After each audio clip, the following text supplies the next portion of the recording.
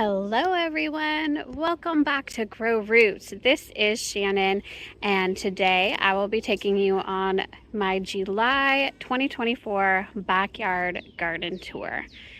I'm gonna start off right here and give you just a little look at my backyard garden. I am here in North Texas. We're on the border of Zone 8A, 8B we're north of Dallas, Texas, and wow, the backyard is probably my most favorite that I've had it ever. I love the look of my backyard right now. This is what I was going for about 4 years ago when I started it. I just wanted this like cottage garden look, and here's Chloe too. Say hi to Chloe. She's our backyard garden cat that she's kind of begging for some love. Hi Chloe. Okay, so one of the things that I did differently this year, and I'm kind of just loving the look of this, is this structure that you see right here.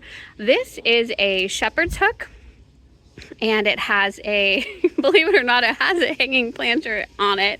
But right down here beneath the shepherd's hook, I had a wild morning glory that had started, and I've had that morning glory kind of try to start there almost every year, but I just pull it, and it's not too bad. It's not super invasive, or it hasn't been yet. I just pull it and it tries to come up maybe somewhere else, and then I've pulled it, and you know, that's been the end of that. It hasn't really been an issue. It really grows in this. This is not mine, obviously. This is beyond my backyard, but this is the watershed of the Louisville Lake, and it's kind of the creek back there, but I don't know if you can see it. There is a wild morning glory that's growing on an actual wild redbud. And so it's that morning glory that keeps trying to creep in my garden. And this year, I'm calling it the year of the vines for me. And I think you can see why. But I decided to let that wild morning glory go ahead and take root and climb up this shepherd's hook. And what has happened is it has just completely engulfed it. But I mean, some of you might think I'm making a huge mistake, and maybe I am, but look at all of these beautiful, almost petunia-like flowers. But this is wild. I mean, this is just letting nature take its course, and these flowers are everywhere, and it has totally engulfed this hanging basket, which is Supertunias. It's Supertunia Vista Silverberry right here, and Supertunia Fuchsia right here. And to be honest, the Supertunia Fuchsias are still doing okay here. The Supertunia Silverberry is on its way out. I don't think it's going to survive too much longer. The Supertunias here in North Texas, they just can't take our heat. And so at this point, we've had a couple weeks of 100-degree plus temperatures, but the heat index is up to 110, 115, and the lows are down to like 80, 81, 82 degrees. It just doesn't cool off. And the Supertunias really kind of feel that. And so they're petering out. I'm finding I had a lot of Supertunias, some of them in my front yard garden. So look at that video, please. And you'll see like how some of them have just completely sudden plant death is what's happening with them. But I love this look right here. The morning glories, the Supertunias, it's really kind of cool, right? I don't know. So that's one of my favorite parts of the garden right now, and I will show everything else to you. So starting at this corner of the backyard, I'm just like so amazed by it, honestly. And here's that swallowtail. That swallowtail is back on these zinnias, and I'll let you know what kind of zinnias those are in just a moment. But let me start here at a plant that's not thriving right now. This is actually a Mr. Goodbud sedum, much like an Autumn Joy. Mr. Goodbud was planted last fall, and it has grown tremendously. I don't think it loves this spot. It's getting too much water here. And then here's Gummy, our puppy. I wasn't thinking when I put this hanging planter here, but when it gets, it's hooked up to irrigation, and when that starts dripping, it goes straight down into the Mr. Goodbud sedum. Plus it gets overspray from the grass. Gosh, I didn't really think that through. So I may move this Mr. Goodbud, although it's a great plant to have right here because my dog does like to go to the bathroom. One of my dogs likes to go to the bathroom with whatever plant is right there in that corner. And sedum is actually a salt tolerant plant. It's tolerant of dog urine, and so it's a good plant to have there, but it gets too much water there. So we'll see how it does. It is still alive and it's got lots of new growth coming along. It's just not thriving, but it does have a ton of new growth. So I'm keeping an eye on this plant. I don't want to lose it. So there it is. But right here I have a Sweet William that bloomed magnificently in mid-spring, I would say. And gosh, it was like 3 feet tall. It was so unbelievable. Beautiful, beautiful plant. And I deadheaded everything, took it all down, and this is just kind of the regrowth from that. It's bloomed a little bit for me, but it's a little too hot right now for it, and it's biennial, so this is its 2nd year. It probably will die at the end of this season, and hopefully it has reseeded itself. So there's Miss Chloe. Hi. This plant right here I'm so happy with. It is White Swan Echinacea.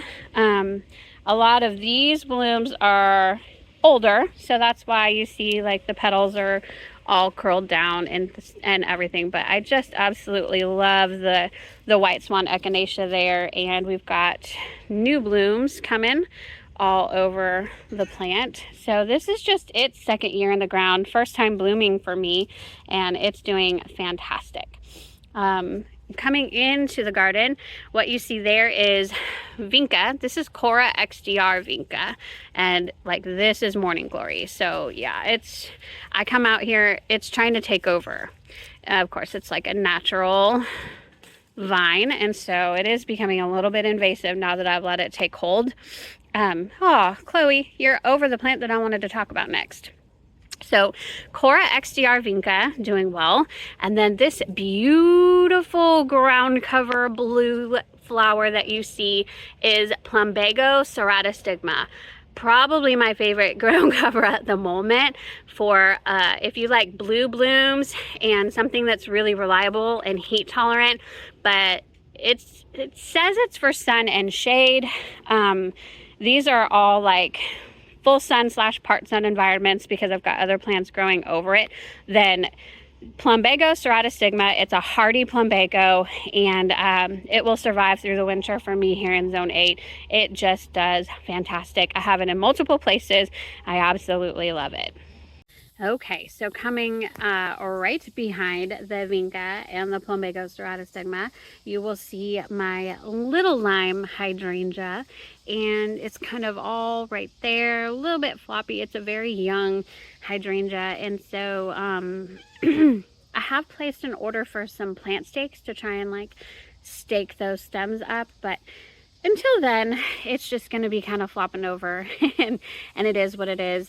I'll show you when I get back over there. There are some interior leaves that are yellowing and dying, and I have just found that is what the panicle hydrangeas do in heat over 100 degrees, and when we don't cool down at night. So I'm keeping an eye on it though. And then right here is a coreopsis that I got on clearance this past fall, and it's just I do like it. I love the yellow color that it gives. It's just kind of been kind of a weird floppy plant for me. Like here's a stem going that way, here's a stem going down there. Yes, Chloe. But I do really like the coreopsis plant, and I've been able to make some coreopsis babies from propagating theirs, so that's really cool. Before I go there, I'm gonna come back around that way real quick so I don't miss what is planted over here. So all along this border by the grass, I have dwarf pink Mexican petunia, or dwarf pink Ruellia, and they're doing amazing. And some of them are getting buds on them and getting ready to start blooming. They bloom late summer and into fall, and Chloe, you're in the way. But you can see there's one of the buds right there. I actually had one of them. Here's some buds right here that are forming down there. So these are getting ready to bloom. I'll bet by the August tour, you guys will be able to see these in bloom, and they are really, really pretty. These have multiplied like crazy. So in the fall, I will be able to separate some of these and put them in other locations, which I think is really, really fun. I think these would be really good in containers, to be honest. And I think Ruellia is one of those plants that will perform in the sun and the shade, part sun and everything in between, and heat tolerant and all of the things. So I'm really loving this dwarf Mexican petunia for sure, especially since it's going to give me tons of free plants this fall that I can locate elsewhere in the garden. And then here is my candy corn spirea. It struggled for a minute. It's really interesting. Do you see this growth from here to about here? I think that's when we had all of the rain in the spring, and it kind of drained the plant from its nutrients, and all of that growth is like chlorotic. And so I've taken some of those leaves off, especially on this branch, so that you can see where it was affected, and all of this new growth is fantastic. Look at that. It's so pretty. It almost looks like it's flowering to me. You know what I mean? Like it's got a pop of color, some yellows, some reds, and this is probably about as big as it will get. Maybe not, actually. It can get up to 3 feet tall and wide. This is probably 2 feet tall and wide right now. So anyway, it's only in its first season. It was planted in the fall, and it's doing really well. I love candy corn spirea. Here is a back view of that plumbago ceratostigma that, again, this morning glory is kind of just coming through there. But that's plumbago ceratostigma, again, a hardy plumbago ground cover that is fantastic, especially under the limelight hydrangea. This is a clear area. I had planted some cosmos there, some dwarf cosmos, and they popped up and they kind of flowered for me. But Chloe, this is like Chloe's little resting rolling spot. She loves this spot right here. I'll pop a picture on the screen because she loves to lay here and looks kind of pretty, actually. But yeah, I'm not going to be able to plant anything here. I guess that might be Chloe's spot. We'll see. And then right over here is where I have some zinnias planted. And I'm going to probably have to go to the other side because they're kind of leaning more that way towards the sun for you to see. But before I go there, I did want to show you right here. I'm cheating. These are Dreamland series zinnia, and I planted these in May for my front garden border because I knew my supertunias were probably going to fizzle out, and they did. And so I had these just in case, and it got so hot. I put these seedlings in here so that so that they would get irrigated. Like I have overhead spray right here in the garden, and so they're still getting watered, and I don't have to do that on my own. But they're getting ready to flower. I am getting ready to transplant those since the Supertunia jazzberries have died of sudden plant death, but that's where I have the seedlings for now. And then right along this fence, wow, this was my vision, y'all. I told myself, and I've been saying it all along, that this year is the year of the vine. My vision was to cover this fence with vines, and I didn't want them to be perennial vines. I wanted them to be annual vines. So I have this is Blue Pickety Morning Glory, and look, there's a bud that's coming up right there. You see that? It doesn't flower super much, but it has flowered, and so they are pretty. I have a couple pictures I can pop on the screen. This is actually a perennial vine. This is Star Jasmine, and then this is Black-Eyed Susan vine right here. I have it going like crazy in my front garden, but this Black-Eyed Susan, this one doesn't flower for me. I don't know why. And then right along there, the 3 leaves right there, that is Purple Hyacinth bean vine. and that should be getting ready to flower here pretty soon. And that's what a majority of what you see over there. It is starting to take over. It loves the heat, y'all, loves Texas heat. And honestly, the Morning Glory is doing well. Let me see. Oh, that was an old bloom. Bummer. I thought I was going to be able to show you a bloom that was hiding. But anyway, the Morning Glory, the Black Eyed Susan vine, they're all enjoying the heat, and I just love how it looks with the fence kind of covered with vines. But I'm gonna try to pop in on the other side. It's starting to get to the point where I can't walk through anymore, you know. So I'm gonna go on the other side and show you these amazing zinnias. These are my favorite zinnias so far that I've grown. Okay, so we're back around on the other side. I was standing like right there. Now I'm on the other side, so you can see all of the zinnias. They're pointing towards the sun, and I have bees and things flying all around me, which is fine. Oh, look at this Gulf fritillary butterfly. The Gulf fritillary butterflies in particular are all over my garden in the backyard this year, because while we have a wild yellow passion flower vine that they breed on, tons of caterpillars and everything, so that's why they're all over the place. But these zinnias are by far my most favorite zinnias that I've ever grown. Look at this.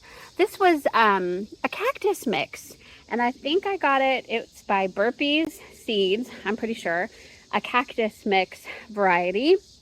And not all of them really look cactus mix like that one, but all of them are very large and just almost like, if you look at the one back there that the Gulf fritillary butterfly is on, it's like purplish orangish.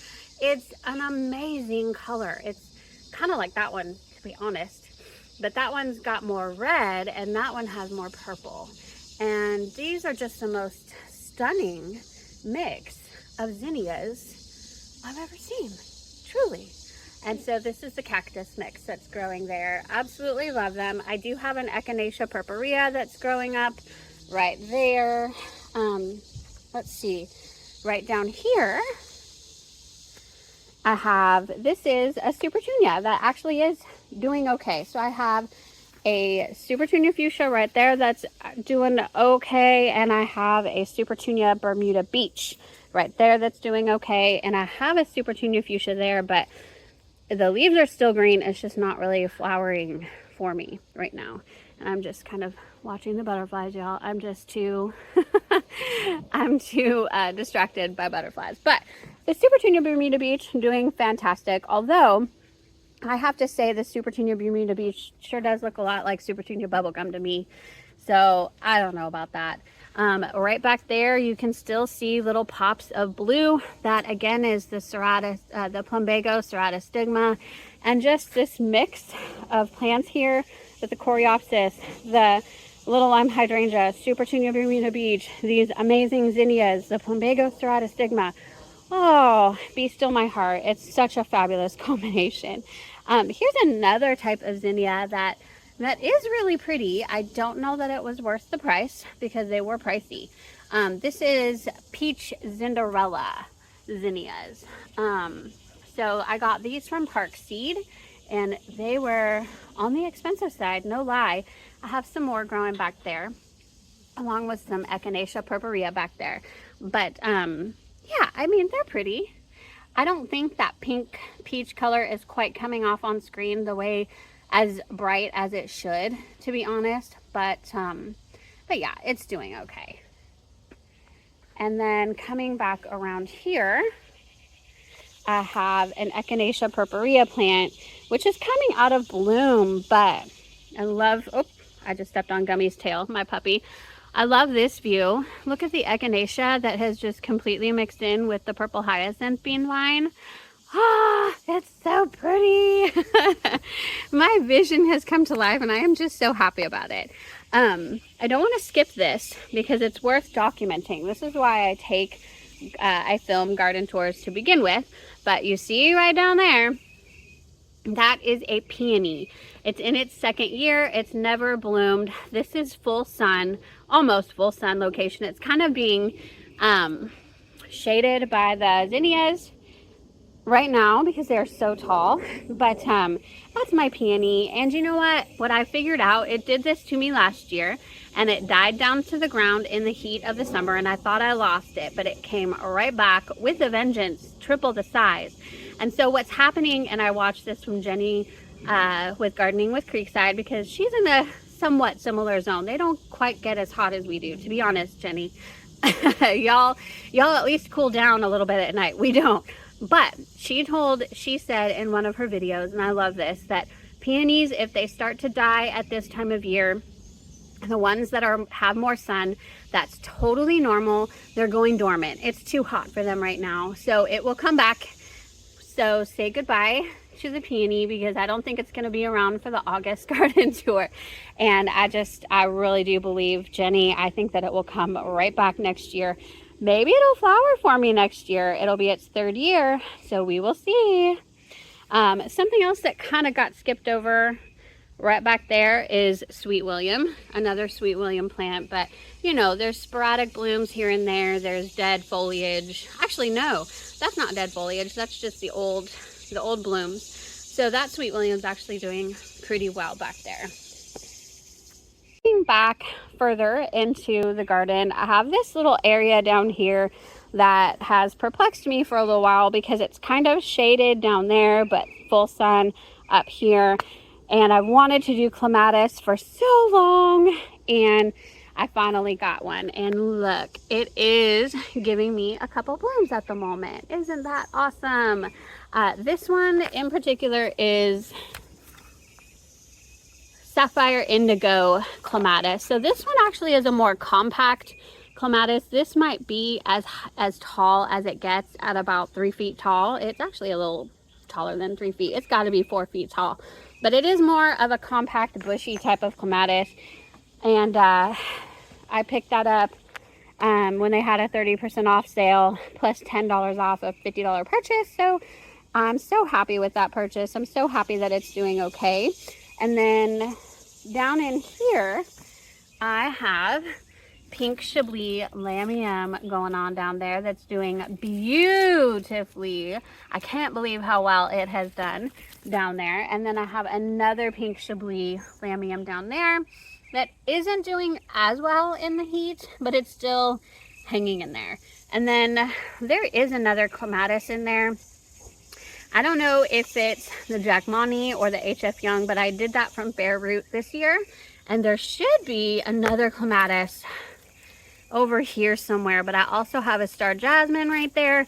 And I don't know if that other clematis is just being swallowed by the Star Jasmine or if it's still down there. I have no idea. It might be gone, but anywho, that's what's going on down there. And then a zinnia seedling, I think that ended up being Peach Cinderella, but I didn't mean for it to be there because that's kind of shaded. So coming back up, Purple Hyacinth Bean Vine. And then I have a Texas Sage that's doing marvelous right there. Right over here, I have Mystic Spires Blue Salvia. Mystic Blue Spires Salvia is just an unbelievable plant.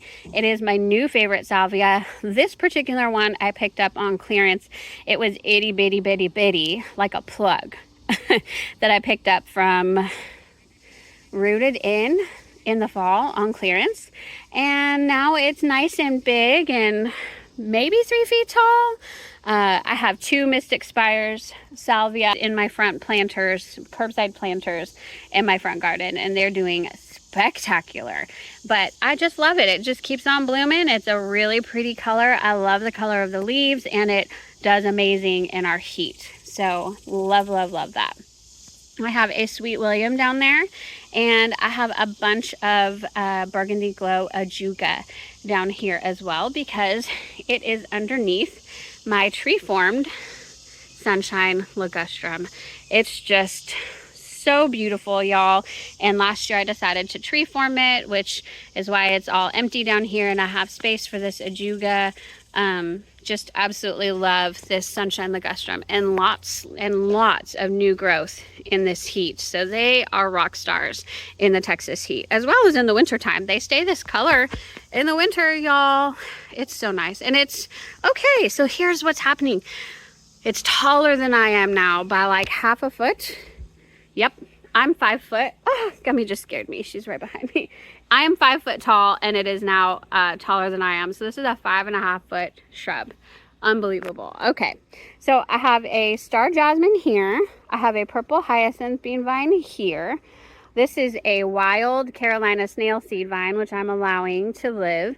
And that's kind of all we got going on back here, because it's kind of shaded from this sunshine ligustrum.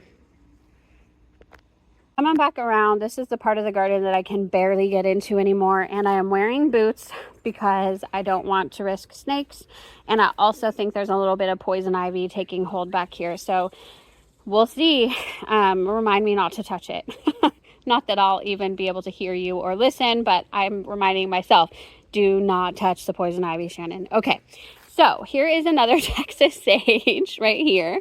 I have a milkweed. This is actually, I think, swamp milkweed, and I planted this from seed, I think, in 2020, and it keeps coming back every year. This plant has been historically taken down by aphids every single year. I've let it kind of be an aphid attractor, and so it dies off by this time usually, and it's not dead. So my hope is that it will stay alive and stay blooming. It doesn't even really have a whole lot of aphid damage at all. It's great. Okay, so I hope that it will stay alive until the monarchs come through. They come through here in the Dallas area in the fall time as they migrate down to Mexico. And so I hope that this is still there when they come back down, so that I can get some caterpillars, hopefully. We shall see. It just wasn't really even an existing plant when the monarchs came in the spring. So yeah, that'll be really fun.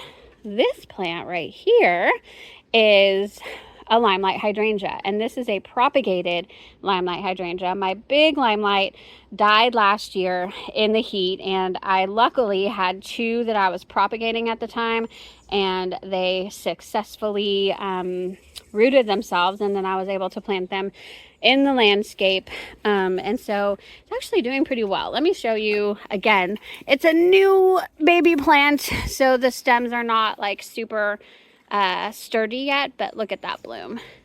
Beautiful.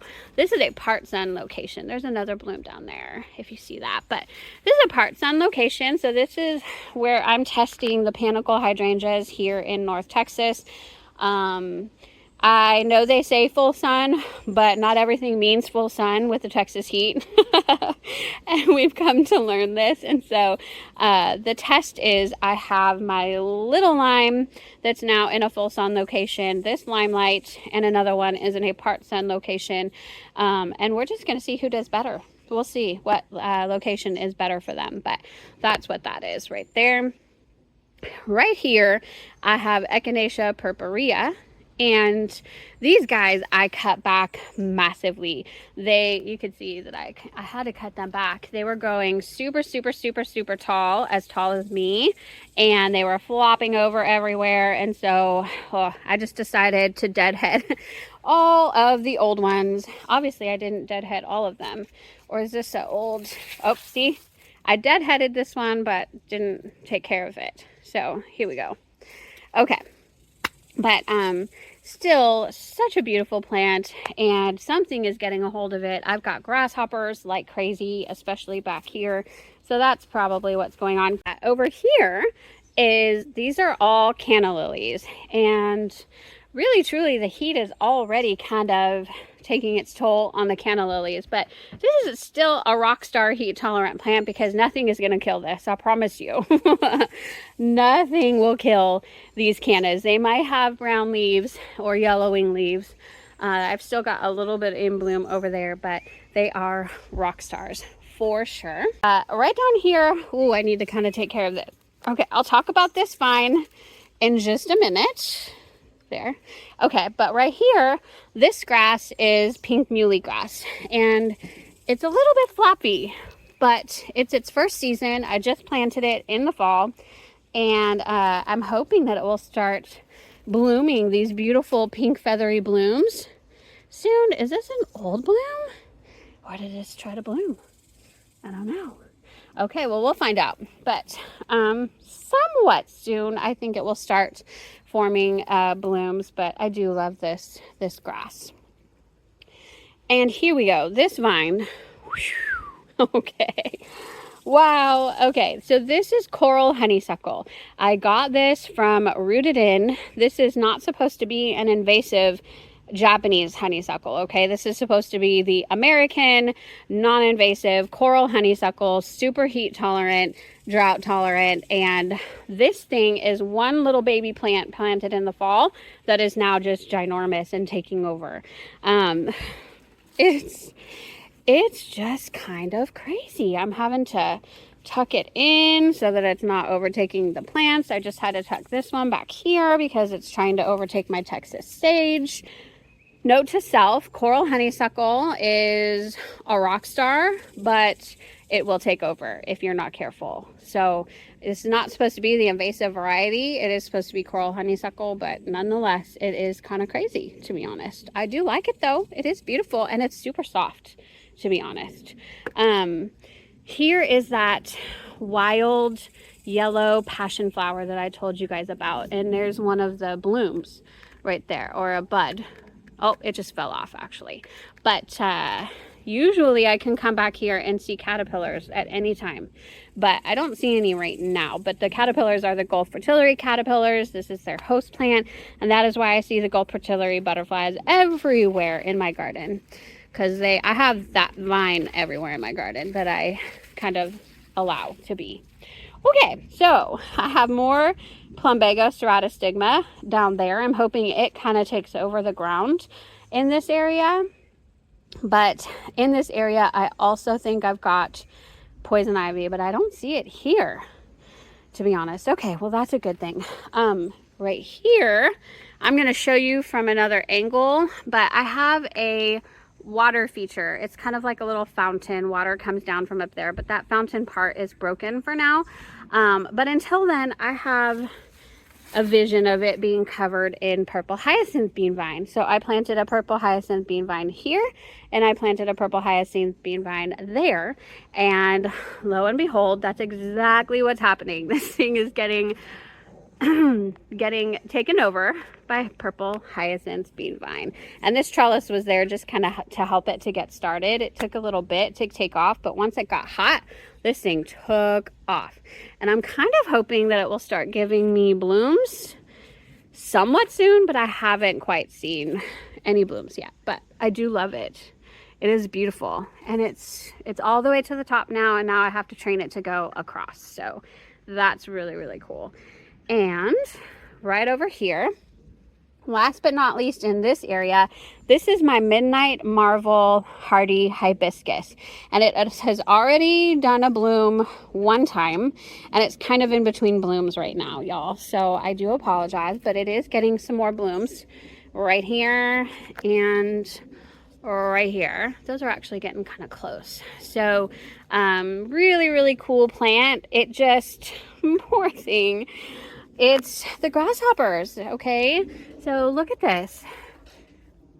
I also think it's possible that something else like aphids might be grabbing a hold of this thing. Aphids, what is that, a spider mite potentially? So that might be what's going on here with the leaf curling or leaf bubbling right there. But the holes are definitely the grasshoppers. They're crazy. I cannot get rid of them. And again, of course, I've got coral honeysuckle that's trying to also take over. So like right here, for instance, oh, we don't want you growing and taking over the hardy hibiscus. We want you going over there. So I'll have to go back there at a different time and kind of train that guy along that fence.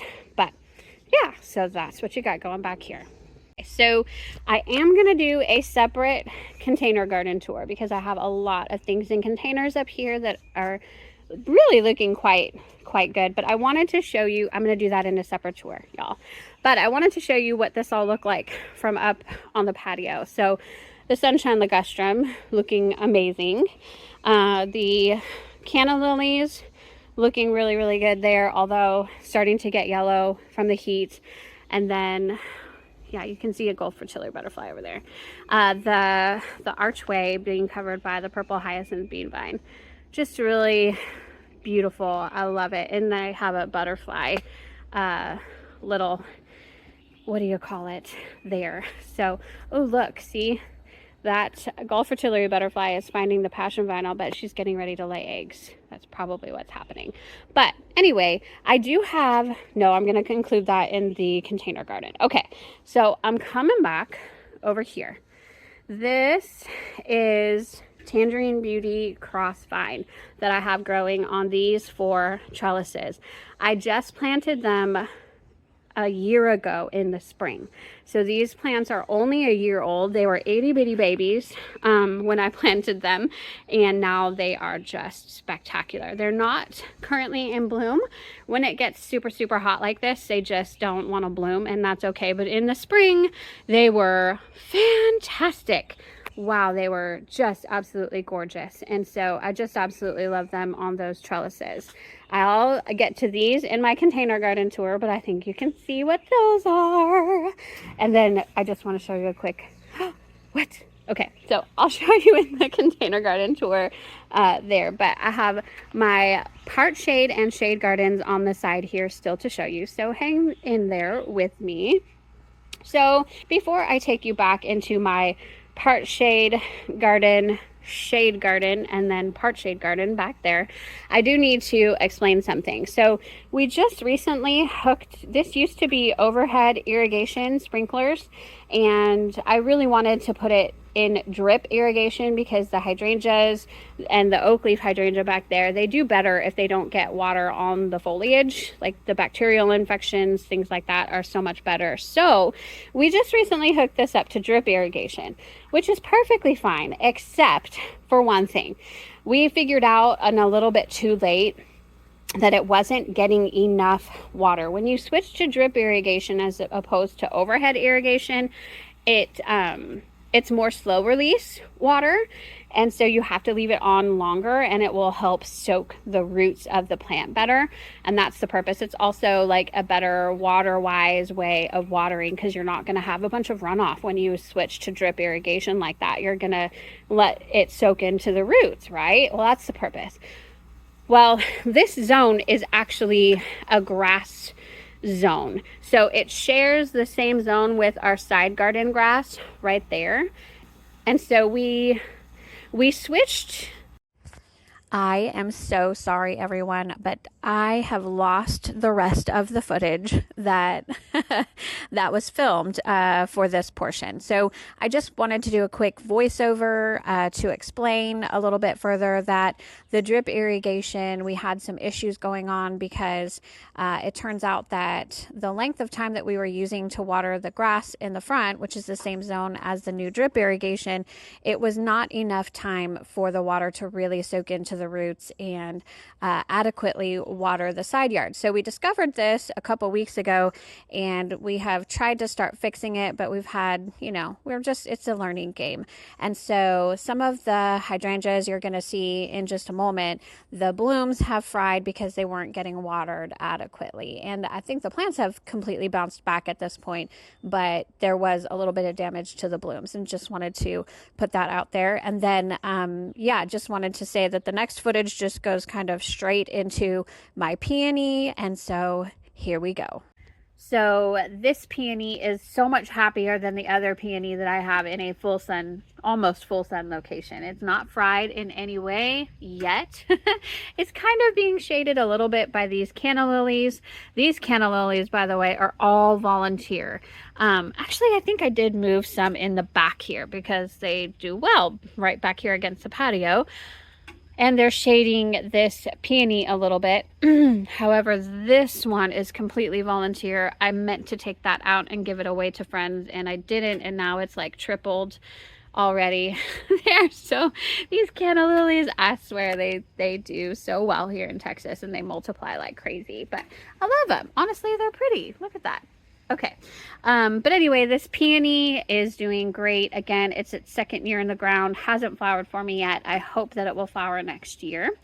And I have a boxwood that is growing there that I just feel like it's out of place there. I don't know what I'm going to put in its place, but I think I'm going to take that out and put it somewhere else. So stay tuned there. I'm not going to do that now, obviously. No transplanting plants in the dead heat of Texas summer, okay? Unless you have to. Right here, this is a plant I'm super excited about. This is Greg's Mist Flower. And the reason that I'm excited for this plant is because it is a native plant and it does very, very well in the Texas heat. Super heat tolerant, super drought tolerant, and I do really kind of like the purple blooms. Let me see, where's one? Here we go. Those are gorgeous. And the other reason that I'm excited about it is because it is a huge attractor for queen butterflies. They look a lot like monarch butterflies, just different. And they are they have a symbiotic relationship with queen butterflies and the way that they mate. So that I still have not seen queen butterflies on this plant yet. It's gotten huge, but I feel like they don't know that it's here. It's a brand new plant to this area as of fall. So I'm hoping they find it soon because I really would love to see this covered in queen butterflies. I have purple Tradescantia right over here. I have daylilies here. They are a beautiful peach color, but they are not in bloom right now. And I definitely could go and I'm just pulling these out, these flower stalks. Back here, and it's getting eaten by grasshoppers again. I have an amaryllis over there and an amaryllis over there. It's a rapido amaryllis, which I'm super excited about. And then this poor guy, oh my goodness, y'all. I feel so bad for this plant, but this is a rose mallow and it is beautiful. It's a white rose mallow with like a red center. I thought I saw some new buds on it, but they must have been eaten. Yes, there is a new bud. Okay, here we go. It is budding up for me, but as you can see, it has been skeletonized by the grasshoppers. And I know it's grasshoppers because every time I go back here, I see a grasshopper on it. I don't see one on it right now, currently, but I know they're there. I also have frogs back here. Toads, I'm sorry. Tons of toads this year. I do think they're eating the grasshoppers, but the damage has already been done. But if this is the sacrificial plant, because it does see the worst of it every year, then so be it. It is kind of my side yard. Not a lot of people see it. But oh, poor baby. I have some variegated Vinca major ground cover down here. And then this starts my endless summer hydrangea hedge. And these guys were looking so sad a week to 2 weeks ago when we discovered there was an error in the drip irrigation, but they're doing pretty good. But you can see, like, without the water that they needed, the blooms fried, and that is so unfortunate. But I probably should go and just deadhead those blooms at this time. This is a perfect time to do that. I have just some annual begonias that I picked up here. I do love them. I just thought until these hydrangeas kind of grow into each other, I need some kind of additional color back here, in my opinion. And I am trying to get cuttings of the purple heart to go all along over here as well. So they'll kind of take off eventually. So again, more begonias, more endless summer hydrangea. And again, like, you could just see the poor thing really did struggle, but it's doing a lot better now that we've kind of fixed the watering issue. It's had supplemental watering. It's had watering every day. So I think it's going to be okay. I did have a begonia that didn't make it. I just saw that. Oh, well, that's okay. More begonias. Over here, this is a plant that I almost lost as well. So this is Queen of Hearts Brunnera, and I picked this up when Callaway's had it 30% off, and I almost lost this plant when we had the drip irrigation issue, but it bounced back really quick.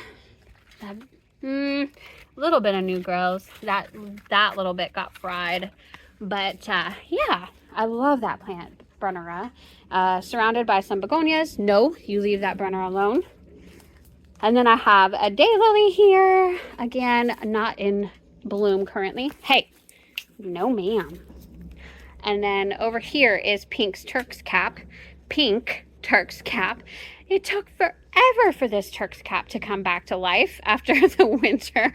I thought I was gonna lose it, but finally it's here. And you can see the grasshoppers are at this plant again. Oh my goodness. But it will have beautiful pink blooms. And there's one of those toads. You better eat my grasshoppers, mister. Please, eat them. And then right here is the oak leaf hydrangea. I just love it. Ooh, you can see, I didn't notice this. This new growth kind of got fried, I think, or it's some kind of bug. Okay. Yep, that's some kind of pest that got this new growth. And I've got more growth coming right there. This plant did not bloom for me this year. It's in its first year in the ground though. It was planted in the fall.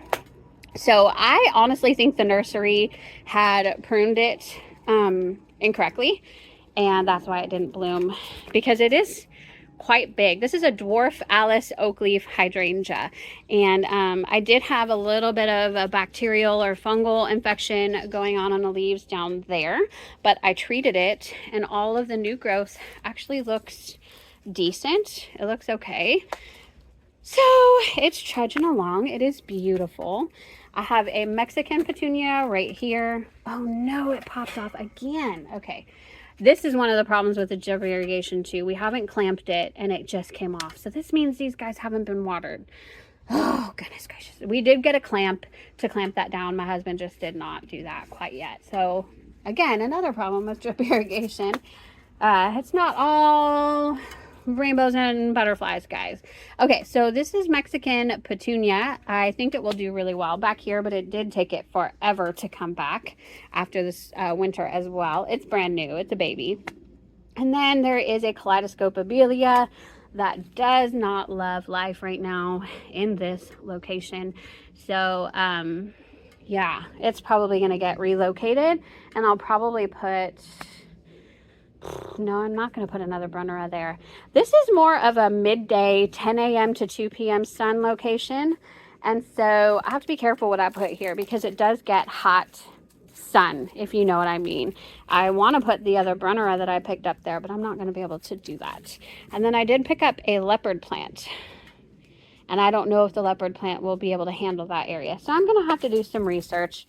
I have plants that I'm going to be planting back here. Like I said, I picked up another Brunnera on clearance. I picked up another a leopard plant, a gigantea leopard plant that I'm super excited about planting back here on clearance. And well, there you have it. So this is kind of the back area too, and this is where I thought I saw the yep, this is where the poison ivy is, y'all.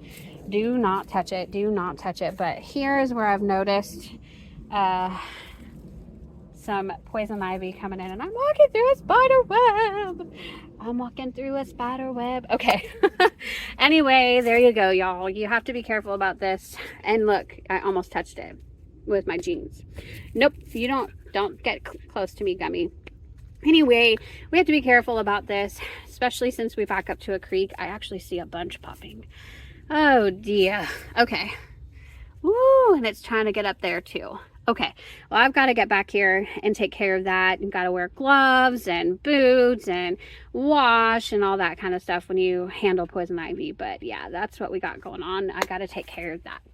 But, and look, another beautiful view of that arch with the purple hyacinth bean vine. Close up of that canna lily. Okay, so there you have it. This is the July backyard garden tour from Grow Roots. I thank you all so much for watching. stay tuned for the container garden tour. I'll be talking about all of these plants as well as these plants and those and these and that one.